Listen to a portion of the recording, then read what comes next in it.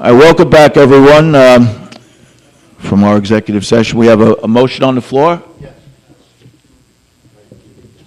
I'd like to make a motion to reconsider the last vote. Okay. Need a second? Yeah, I'll second it. Okay. You want to explain? No, let him, because first we have to do the motion, right? Hang on one Oh, second. okay. Motion. This is a motion to reconsider item number 5, correct? Yes. Okay, and I have second? Yeah, I second it. Okay. Voting, Councilmember Bendo. Yes. Councilmember Lester. Yes. Councilmember Reinhardt. Yes. President Finn. Yes. Okay. Okay, so that was a motion to reconsider the vote, right? So Yes. now, Roy. Yeah. There's, Okay. So now, No, this is not a game. We're not joking here. It's Okay. Basically, I still believe very strongly about the $1 thing. It's not legal, but there is a clause in the lease that if any provision is found to be invalid, that the lease, that provision is thrown out. So the idea of stopping the MLK from getting their lease, to be honest, I thought the lease could be done with 3 votes. So it wasn't that big of a concern to me. But I have heard tonight that a lot of the programs are being held up because of this lease. And I know how important the MLK Center is, and I know how important these programs are. And, you know, I'll take my chances that somebody comes out and says it's illegal, and I've explained my position, but in the meantime, I really don't want to be the one stopping this.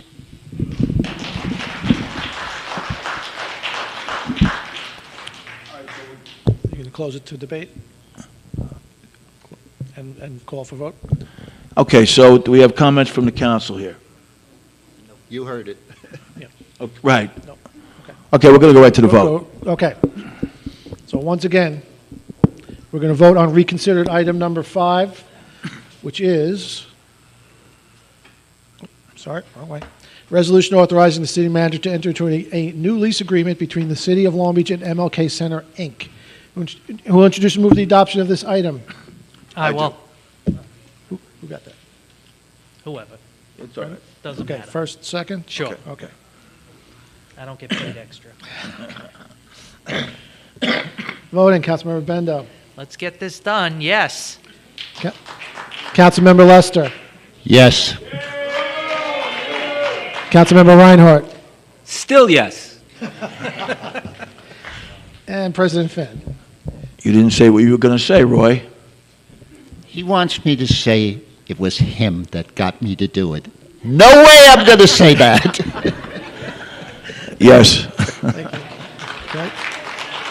Okay, upon reconsideration, the item has a supermajority and does pass. Congratulations. Okay.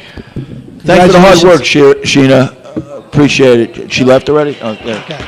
And Marcia, too. Thank you, Marcia. Thank you. And the whole board, but I met you guys and really love what you guys are going to do. So it's going to be, I think it's going to be a great thing for the city, and it's certainly going to be a great thing for North Park Avenue. So good luck. Okay. All right, moving on, item number 6, resolution authorizing the city manager to enter into an agreement for water sewer testing at the water treatment plant with the lowest responsible bidder. Okay. So before I say that, congratulations to you guys, and congratulations to Joe Lupo for a great job done. That's right. So this item is to enter into an agreement with Pace Analytical for water and sewer testing at the water treatment plant. If you recall, last year, Pace was the sole bidder. We were able to find another interested bidder this year. However, they were not lower than Pace. Pace is still the low bidder. I do have Russell Darris here if you have any further questions.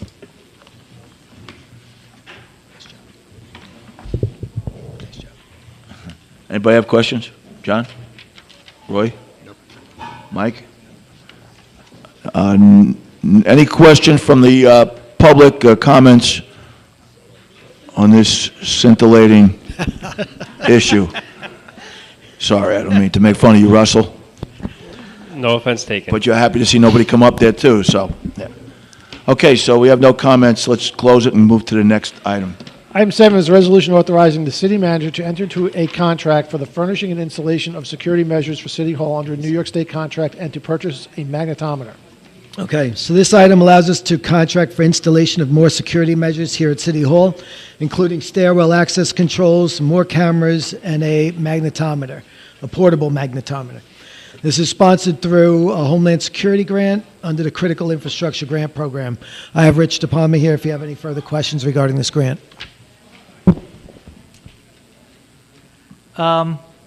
Is the metal detector going to go in the lobby of City Hall? Yeah, it's portable, so we'll, at events where we'll need it, we'll use it. Otherwise, we don't have to use it at all times. All right, so that kind of segues into my next question. Why do we need a portable, collapsible, battery-operated metal detector? For different threat levels, depending what's going on, it was part of the grant, and it's necessary to be part of the project in order to get the funds. Okay, because the concern is the battery-operated. Obviously, what happens if the battery dies in the middle of the day? I mean, you know. New ones. Yeah, we'll have to make sure it's recharged. Yeah. Okay. And then just want to, is there the security equipment, the cameras and such, Yes, sir. presumably there's licensing fees with the software that goes with it. Do you know what that is annually going to be roughly? Well, currently, we don't have a maintenance agreement with it. We are expanding the footprint of the cameras in City Hall. So Right. more stairwells and hallways will be having additional cameras and additional access controls throughout the building as well. But as far as a maintenance agreement, we don't have one right now with this company. Well, not maintenance, but there's also, wasn't there, I thought I saw there's like a licensing fee for the software or something? Yes, it's part of the Versig package. We've had a lot of products through Versig, this company, and it will increase the So licensing there'll fees, be an yes. annual That's correct. yes. licensing fee for, okay, Yes. that's it. Roy? No question. Mike? Just how quickly will it be able to start being installed, and when do you think it would be completed? Versig is still here doing work, so we're hoping to do it right away. Okay. The way things are going in New York City, I hope they don't come and recruit you to be the police commissioner, because we want to hold on to you. You've been doing such a great job. Thank you. I also knew a guy who used battery-operated metal detectors in a place called Woodstock in 1994 and built a multi-million-dollar business out of it, so you're on the right track. I personally don't like the idea of having to use metal detectors, but if we do have to use them, portable ones and battery-operated ones are really important, right? So, I mean, you want to be able to plug them in, but sometimes you can't, right? So, Absolutely. Yep. right, thank you. All right. Thank you. Comments from the public? Okay, we'll close that. Thank you. Item number 8 is a resolution authorizing the city manager to enter into a contract for the repair of a fire truck tower ladder.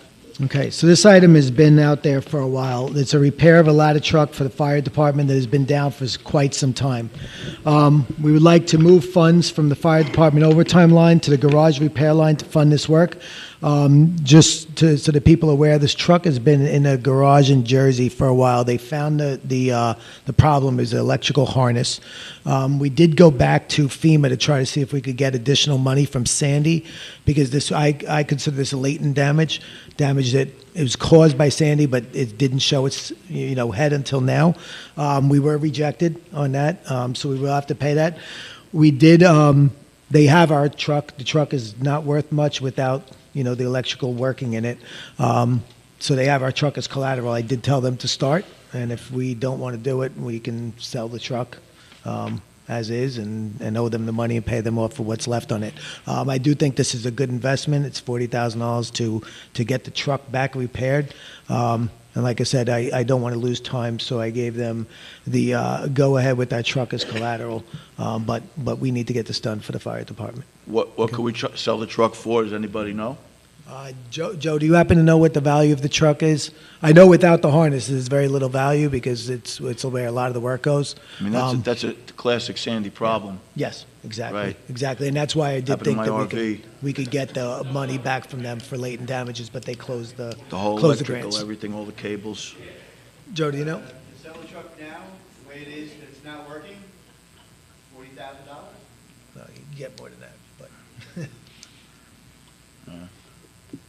Okay. Anybody questions, John? Joe, on the proposal from Seagrave to fix the truck, on page 1 of the proposal, it has the labor as charge as $27,125, but on page 2 of the proposal, it has the labor as $28,000. So there's a $875. So in other words, page 1 of the proposal and page 2, there's an $875. That's for turning the page. $875 discrepancy, and right now the motion is to pay the higher labor charge. Which, do we know why? I cannot answer that. That would have to be an answer according to the garage. Okay. Yeah, I don't have the guys. I don't believe I have the guys from the garage here. I believe it's a quote, right? Is it? Yeah. It's, So I think it's the labor hours that are spent on it. I think we end up paying either way. So I think they have to. No, but it's, yeah, on page 1 it says 155 hours for a total of 27,125. But then on page 2, the summary, it's got the labor as 28,000. So it might be a typo. You know. It might be, and I think even the labor, if there's less than 155 hours, I think we pay the lower number. I don't know if it's a fixed fee. We but just yeah, might I need to agree. get that We'll discrepancy, clarify that. Yep. ironed out, that's all. Okay, that's it, thanks. Nice catch, John. Any other questions on the, from the council? Questions from the public? All right, thank you, Joe. Thank you, Joe. Close that, please. Item 9 is a resolution authorizing the city manager to enter into a contract for emergency sanitary sewer replacement at Vinton Street between East Chester Street and East Pine Street. Okay, so this is another item similar to what we had in the past where you have to ratify, unfortunately, emergency contract for broken sewer main. This one is, not something I'm thrilled with, but I could tell you that we've been spending way too much money having people go out and pump down the lines every day. So it was something I wanted to move on quickly. I did check with legal to make sure it was an emergency and we had the authority under it. So this is to authorize or ratify the existing contract that we got into.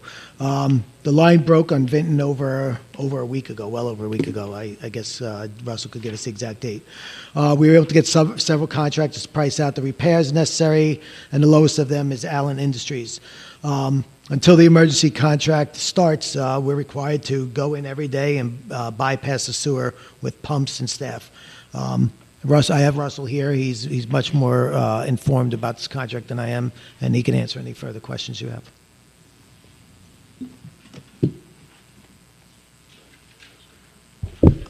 I don't have a question. You have a question? Nope, I'm good.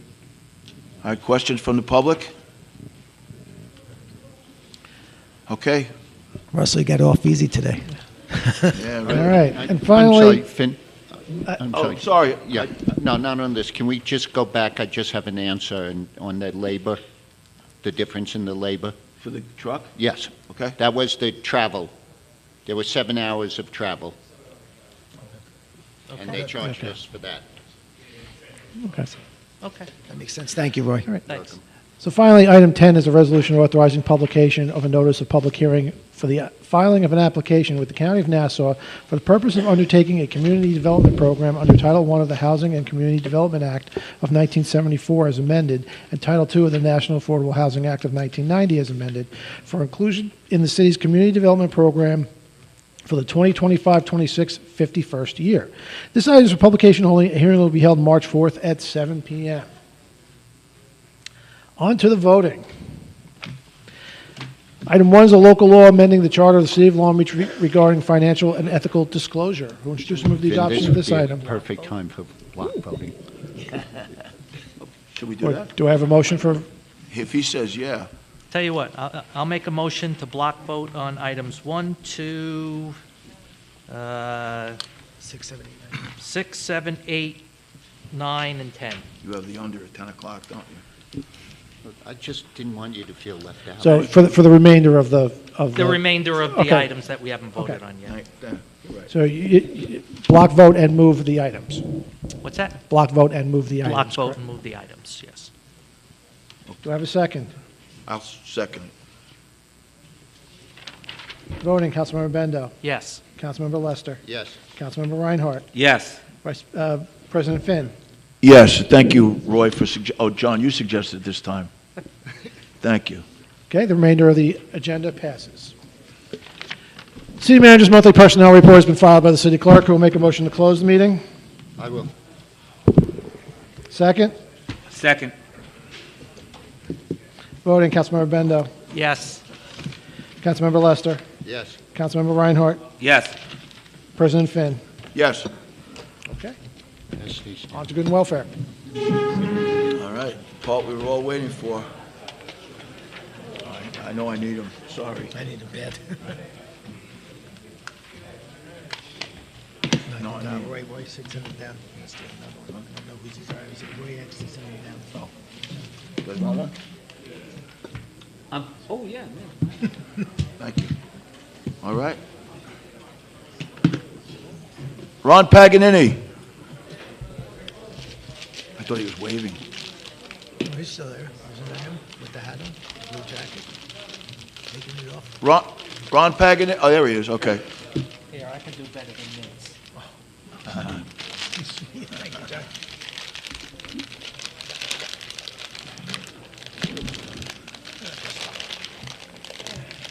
A little hard. Take a note now. Okay. Let's see if anybody wants to see us. No, thank you. Ron Paganini, Long Beach. Gentlemen, Hi, Ron. evening. I did my homework.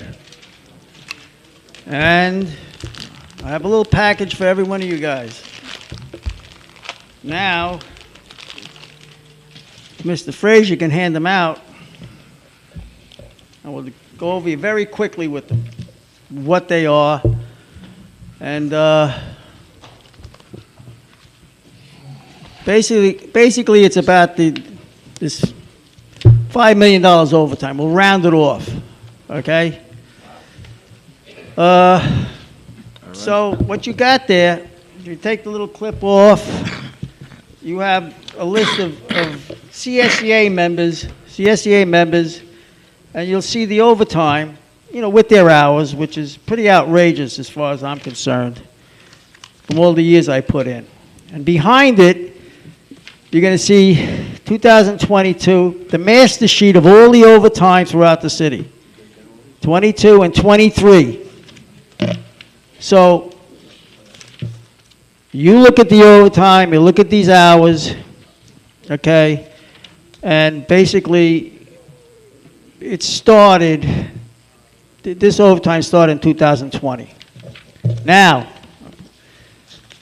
you'll see a chart I made. Take it apart. The chart shows the total overtime from 2024 back to 2020. And you see how it grew. In 2018-19, there was no overtime in the city. Under the Aramo administration, if you go into the budgets, you'll see the overtime for all these departments. Okay? There was no overtime. Very little. The police always had overtime. They had $1 million. They had to have the money to police for years because they were down in members. So the police always had like $1 million. What they spent, you know, we don't know. Whatever they spent, they needed. So this is about really not the firefighters. See, so the firefighters are out of this right now. Okay, they did their damage, and you know what? Basically, the solution to the firefighters is ongoing as far as I'm concerned. So you'll see the numbers. You don't have to read them all. And behind it, you're going to see that thing from the audit guy that came here. He did all the audits. But I went over the audits in the contracts, you know, in the portal. And you'll see the very fine thing there. They're not really reporting the small details that could, where the city is not really handling things properly. They do a general audit. But if you look at the fine, the little underline there, and you read it, basically, there's room for error. Now, the last thing you're going to see is if I have one other minute, yeah. The last thing is the director of operations and the Director of Fleet Management. These are our specs. The specs of the director of operations are the specs of a city manager. He can even sit in for a manager. So what I'm trying to get at, okay, another few seconds, basically, we can't have the union running the city. They run this, between these two departments, union men are running the city on their specs. Mr. Creighton, of course, he's over them, but there's a problem. He cannot navigate properly because of their union status. So what you have to do really is basically ask them if they want to take their union status and become exempt or abolish these positions. The city, the people, don't want the union running the city. We want you running the city. You, the council. You, the city manager. This is crazy. We cannot. I'm just bringing this out. And I have other things. I don't have the time right now, but I'm encouraging you to look into this, what's best for the taxpayer. Please. And I know Dan, I spoke to him many times. This guy is great. He's great. But he has to navigate properly. He don't have to answer to them. Ever. And I'm sorry to do this to you guys. It's on you because it was put on you. So please, do what you got to do. I don't want to take this further. You know, I want you to do it on your own. We don't want an audit. Okay, please? And I'll come back in 2 weeks and see what happens, please. All right, thank you. And look at the information. Thank you. Thank you, Ron. I mean, if you have any questions. So Ron provided us with, thank you, yeah, a lot of numbers, a lot of overtime numbers, and certainly Dan is aware of this. And I will say that I don't want to have enmity between any one department or any one group within the city. We all have to coexist, but we have to look out for the taxpayer, for the citizens, or else the city will sink. It won't float. So we know that. I feel that we have a good partner in negotiating with John Mooney and the CSEA, and we have to negotiate fair contracts. Absolutely right. You know, and I think we will. I think we will. As I say, we have good partners in the unions, and this is not us against them.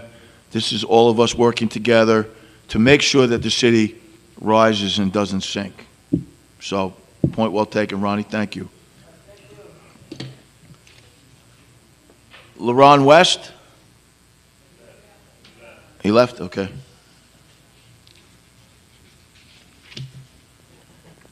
Nora Egan? Pass? Okay.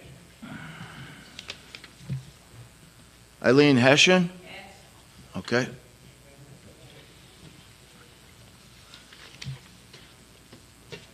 Crystal Lake?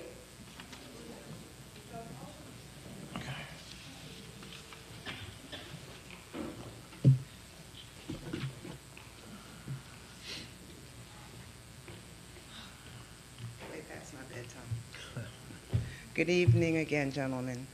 Regarding the planning board, are there any alternates and how many? So there aren't, we do have a lot of, we have a lot of people that applied, so I would use all of those as alternates. So if anyone was to go, I'd just go through those and pick through them, and there are a few people that were close that I would say would be an alternate. But I don't have them officially as alternate. I do keep a file, though, of everybody that Have you applied. submitted? I'm sorry. Did you submit? Oh, no. Oh. Well, you were on You my don't mind. No, seriously.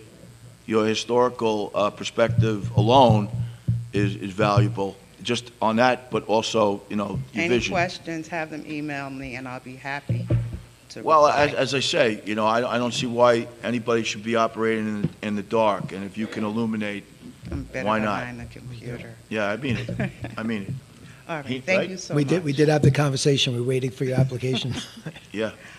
Secondly, would it be possible that you could post the City of Long Beach Comprehensive Plan, issues, existing conditions, and opportunity, dated May 2005?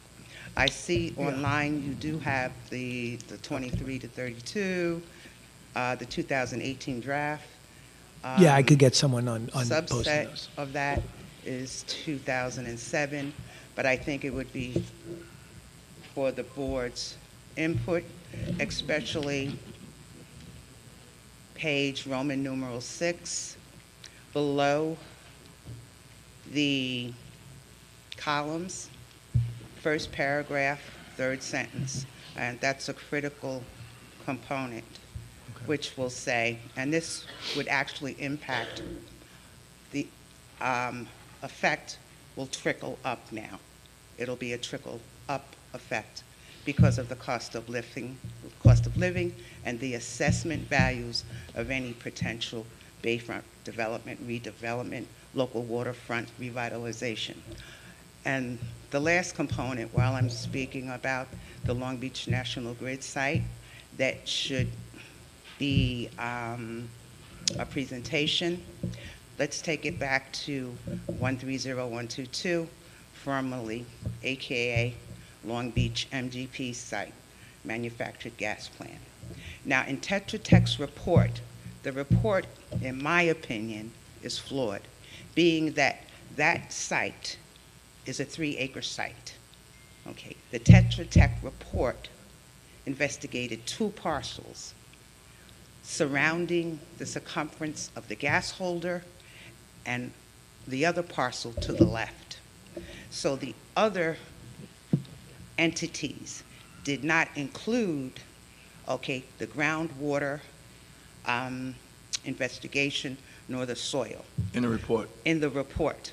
Right. So when you look online, it has the boundary of the 3-acre site. So that's why it's imperative that either an investigation moving forward, that the site is properly investigated. Also being, prior to that, there was a city dump and the other historical usage. So in the reports that I sent you, the second half report from the DEC, which I received from Aphrodite Montalvo, okay, look at the certified Sanborn maps. You can enlarge them and you can see everything that was there. This story has been told in so many pieces over the past almost 20 years, but it does come full circle, gentlemen. Right. And now is the time that it's going to show. Yeah. But the effect will impact not only North Park, because in a news article, The Patch, there was a former city council person, I won't tell you who it is, but I'll send you the link, Okay. that said the contamination spread to Monroe. So remember, it's Yeah. crucial. Thank you very much. You're welcome. Thanks. James Hodge.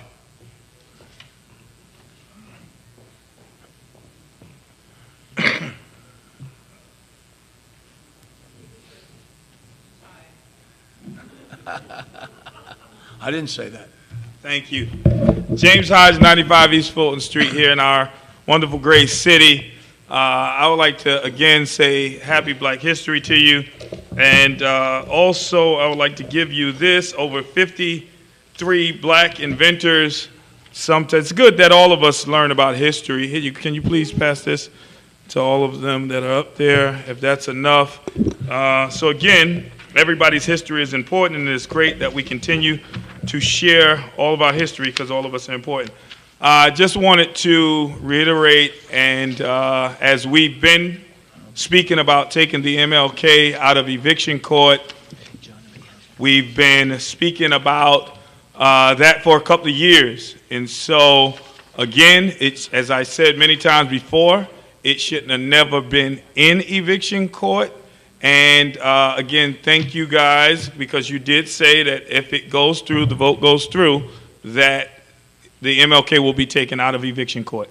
So again, I didn't read over the new details, but if a lot of those details that was in it was taken out, again, this is what the community and many others fought for, that the MLK get a lease because it hasn't had a lease in many years.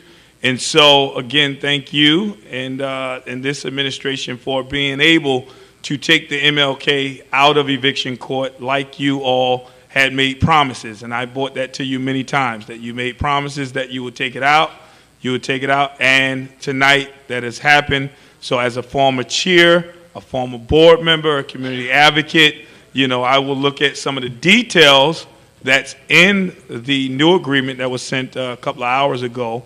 But again, you have, again, thank you for the vote going through and all of the board members voting on it. And the center do have a lease, and it will help an agency that I pray that you continuously help out. And remember that urban renewal grants that come in for the city of Long Beach, 70% of those grants are supposed to benefit low to moderate income. If you look at the expenses of the $100,000 that come in, over $100,000 that come in for the Stop and Shop property, where does that money go to? The expenses of the MLK is about $20,000 to $30,000. Also, you get hundreds of thousands of dollars in community development funds.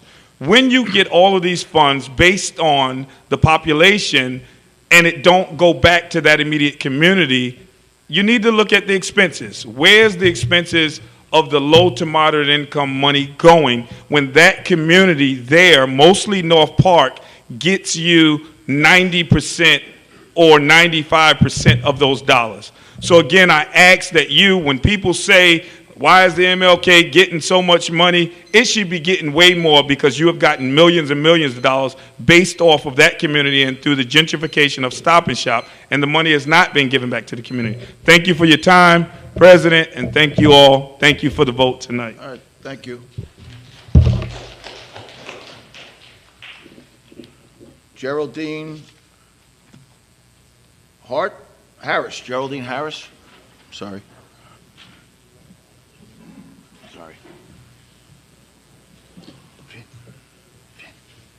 Give me my candy back. 360.